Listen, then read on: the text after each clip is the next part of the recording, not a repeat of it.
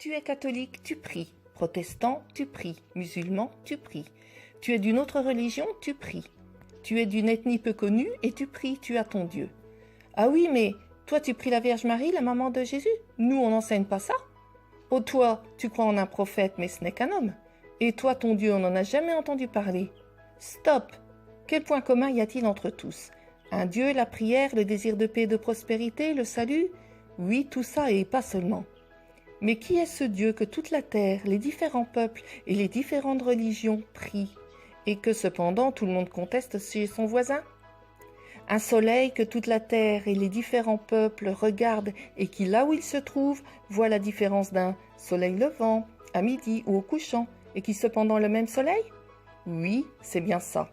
Un même et seul Dieu trine pour toute la terre, qui s'est révélé il y a 2000 ans la personne de Jésus. Ah ben oui, mais tu viens de dire qu'il y a plusieurs religions et tu dis qu'il n'y a qu'un seul Dieu. Oui, je confirme. Je parle d'un seul Dieu révélé mais que tous cherchent. Dieu n'a qu'un visage, et cependant il est trine, Père, Fils, Saint-Esprit. Et bien sur terre, les différents peuples ont un Dieu, mais il y a plusieurs visages, ce sont les religions, selon la révélation qu'ont reçue les cœurs droits qui cherchent Dieu. Mais alors, celui qui ne croit en rien, il est perdu? Il n'a pas d'avenir? Pas forcément. Saint Jean nous dit « Celui qui n'aime pas n'a pas connu Dieu, car Dieu est amour ». Cela signifie que tous les êtres humains créés à l'image de Dieu, ont la capacité d'aimer. Donc si tu aimes, Dieu est dans ton cœur, tu l'acceptes en aimant et tu collabores avec lui. Jésus dit encore en parlant de Marie-Madeleine « Ses nombreux péchés ont été pardonnés puisqu'elle a beaucoup aimé ».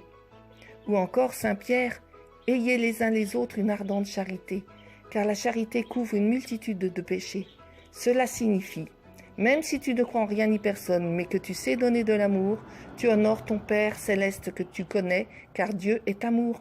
Donc arrêtons de nous juger, car on vous jugera du jugement dont vous jugez, et l'on vous mesurera avec la mesure dont vous mesurez.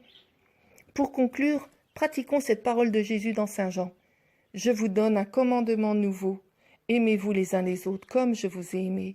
Vous aussi, aimez-vous les uns les autres. À ceux-ci, tous reconnaîtront que vous êtes mes disciples, si vous avez de l'amour les uns pour les autres.